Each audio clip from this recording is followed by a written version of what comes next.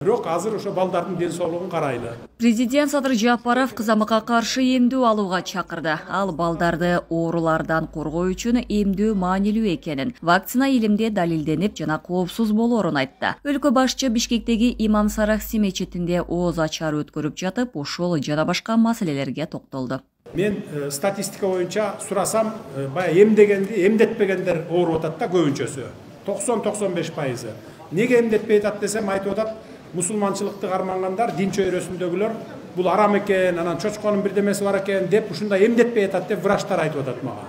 Ошон үчүн мен силерден суранамын, андай караңгычылыкка барбаңыздар, эмдеткиле балдарды.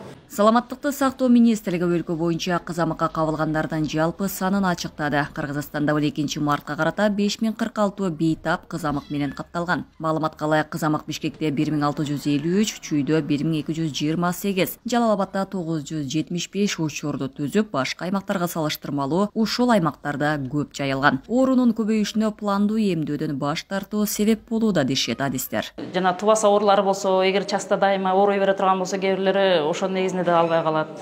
Калгандарын себептери ар кандай болушу мүмкүн.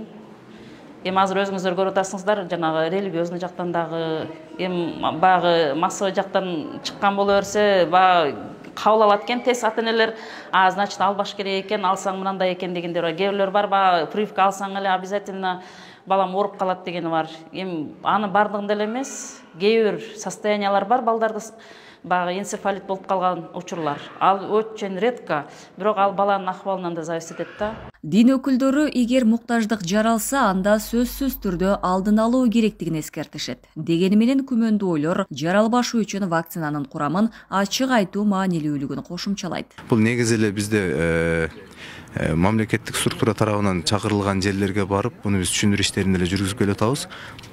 Ден соолук бул бизге берилген аманат, адамдарга берилген Аллах тарабынан берилген аманат да. Ошон үчүн аманатка кыянат кылбашыбыз керек, бул ден соолуктун алдын алышыбыз керек. Эгерде чындап эле ошо кызамыктын көбөйүүсү ушул вакцина албай койгондон болуп аткан болсо, анда буну алышыбыз керек Кудай кааласа. Кызамык илдетинен бир гана айыгуу жолу эмдөө болуп саналат. Кыргызстанда илдетке каршы эмдөө өнөктүгүнүн 2 этабы башталды. Ал Жалал-Абад областында өтүүдө. Вакцина үй-бүлөлүк дарыгерлер топторунда берилип, азыркыга чейин 16 миңден ашык бала эмделген. 155 миңдери булар ошо пландан сырткары эмделүүчүлөр, ал эми калгандары ошо бир 30 миңден жогорусу булар пландуу түрдө эмделүүчү балдар. Ошонун негизинде биз 183 миңден ашык баланы эмдейбиз деп планлаштырып атабыз.